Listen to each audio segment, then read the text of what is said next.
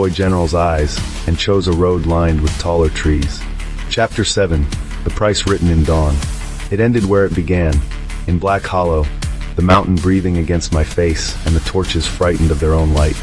The Empire had built towers from the bones of felled pines around the cave, and their soldiers had orders to cut off my shadow and feed it to the fire. I came with the night inside me like a god. I called the bats and the wolves and the wind. I called the river up out of its bed and wept with it while it tore the ladders down. I called the stones to remember being mountains. Among the Empire's priests was a woman with eyes like polished obsidian. She had a rope of scars around her wrist that told me she knew what servitude felt like.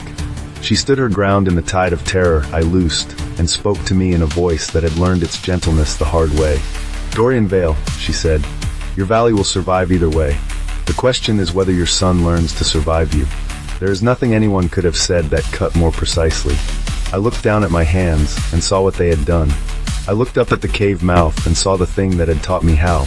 He stood with his almost teeth in his ember eyes and waited to see which song I would hum next. "Take me," I said to him, after a breath long enough to grow moss on. "Take me in full. End the story in me. Leave them to their small lives." He tilted his head as if the wind had told a joke. "Payment was already taken," he said. "You are mine. But you think I want you near me? No, little lord. I want you outside singing. I want the world to hear you and hum along. Monsters are not made to keep. We make ourselves through them." I stepped into the open anyway, into the first gray note of dawn.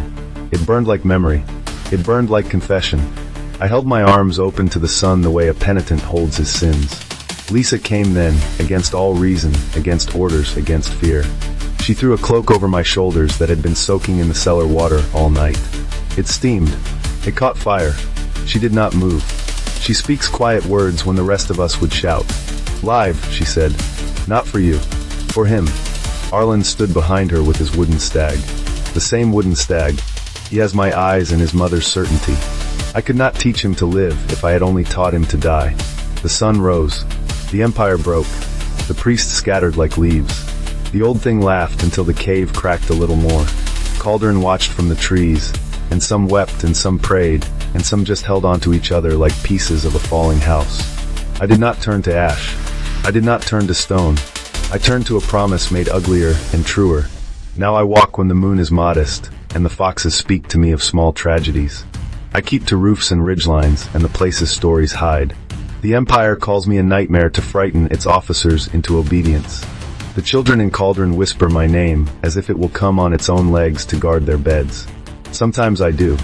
Once a year, on the night the bells broke, Lisa lights a candle in the window. Arlen keeps watch with a bow that hums when he draws it. I do not knock. I let the night press my hand to the glass. I listen to their heartbeats and call it church. What I did was wrong and right.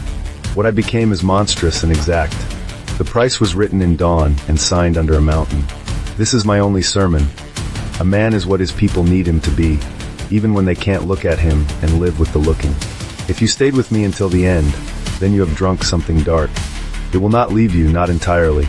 You will taste iron sometimes in your bread. You will watch the mountain and wonder which breath is yours and which is its. When that happens, remember the boy with the wooden stag and the woman with the calm hands, and the way the sun can be both executioner and healer, depending on whose story it is invited into. I will be near. Not for you, for them, and for every small place that dares to be more than a spot on someone else's map. If you enjoyed this tale, please subscribe to the channel, activate notifications so you won't miss new stories, give a like to the video, leave a comment with your favorite moment, and share it with friends who love dark legends.